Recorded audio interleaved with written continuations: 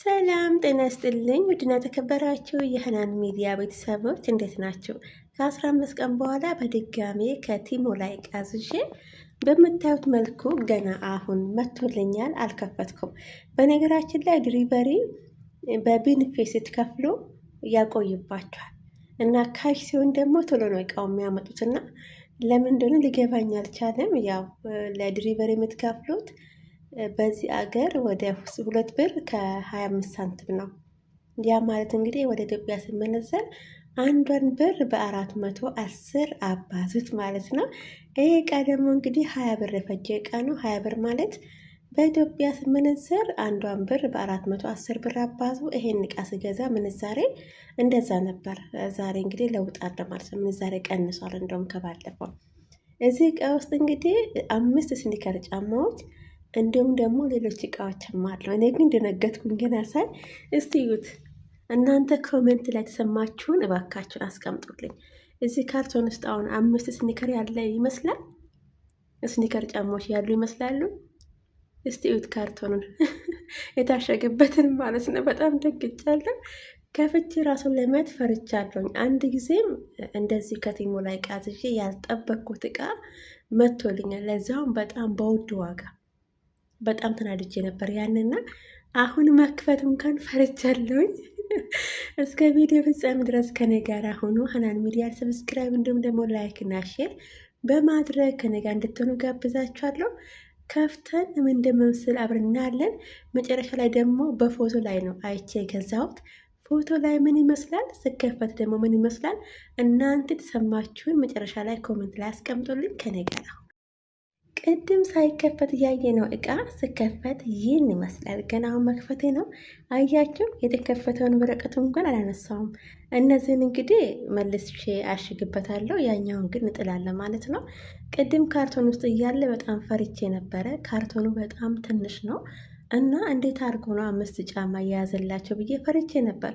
ለመክፈቱ እንኳን ፈርቼ ነበር። ከዚህ በፊት በኢትዮጵያ ወደ 15,000 ብር ያወጣሁበት እቃ ሲመጣልኝ ምንም ነገር ነው።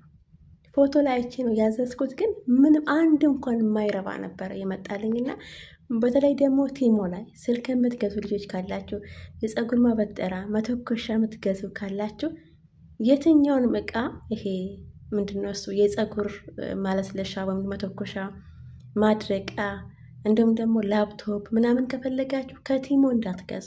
እነዚህ እቃ ከፈለጋችሁ ከአማዞን ላይ ብታዙ መልካም ነው። እንደኔ እንዳትሸወዱ ብዬ ነው። እንግዲህ ዛሬ የመጣለኝ እቃ ይህን ይመስላል። በጣም ቆንጆ ነው። እንዴት አያቸው? ስኒከር ጫማዎች ናቸው። የኢትዮጵያ ውስጥ ረዥም መንገድ ነው በእግራችሁ የምትጓዙትና አያምሩ? በጣም ቆንጆዎች ናቸው። እነዚህን እቃዎች በሙሉ አንድ ላይ 20 ብር 20 ብር ማለት እንግዲህ በኢትዮጵያ በ410 ብር አባዙት። እናንተ አንዱን ብር በ410 ብር አባዙት። ይህን ልብስ ስገዛ ይህን እቃ ስገዛ ምንዛሬ እንደዛ ነበር። ዛሬ ላይ ግን ቀንሷል ምንዛሬ። 5 ስኒከር ጫማዎች አሉ። 1 2 3 4 እዚህ ጋር አንድ አለ 5 ማለት ነው። እችኛውን ጫማ ግን እኔ ጽሑፍ አላየውም ነበረ።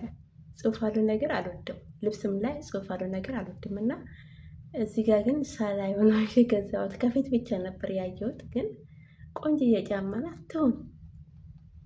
እዚህ ጋር የውስጥ ልብሶች ናቸው። በጣም ቆንጆዎች ናቸው። በነገራችን ላይ እነዚህን ጡት ማጃዎች ደግሜ ነው ያዘዝኳቸው። ከዚህ በፊት ያዝዣለሁኝ። ያው ለማየት ብዬ ነው መጀመሪያ ላይ ያዘዝኩት። በጣም ቆንጆዎች ናቸው። ሳይዛቸውን በትክክል ነው። እናንተ ሳይዛቸውን ካያችሁ ካወቃችሁ ስትገዙ ይቀላችሁ። በተለይ ደግሞ ጡት ማዣ ላይ ይሄ ብረት ያለበት ጡት ማዣ ባታረጉ መልካም ነው። ይሄ ጎንና ጎን ብረት ያለበት ሲሆን በተለይ ደግሞ በአረብ ሀገር ላይ ያላችሁ ተጠንቀቁ እና ብረት ያሌለው በእንደዚህ አይነት መልኩ ታገኛላችሁ ቲሞ ላይ እና ተረጋግታችሁ ፈልጋችሁ ግዙ። ወይም ደግሞ እናንተ በምትገዙበት ቦታ ጥንቃቄ አድርጉ። ይሄ ብረት ነገር በጣም መጥፎ ነው።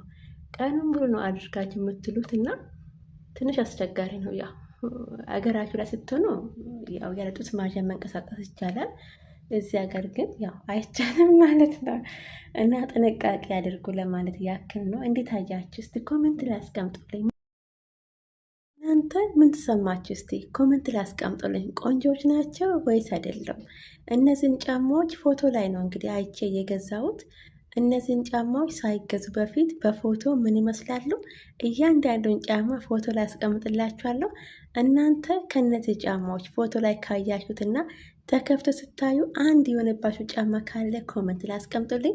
እናንተም ከፈለጋችሁ ቲሞ ላይ ገብታችሁ መግዛት ትችላላችሁ። የዛሬ ቪዲዮ ይህን ይመስላል። ቀጣይ በሌላ ቪዲዮ እስከምንገናኝ ከኔ ጋር ስለነበራችሁ አመሰግናለሁ። እስከዛው ደህና ሁኑ።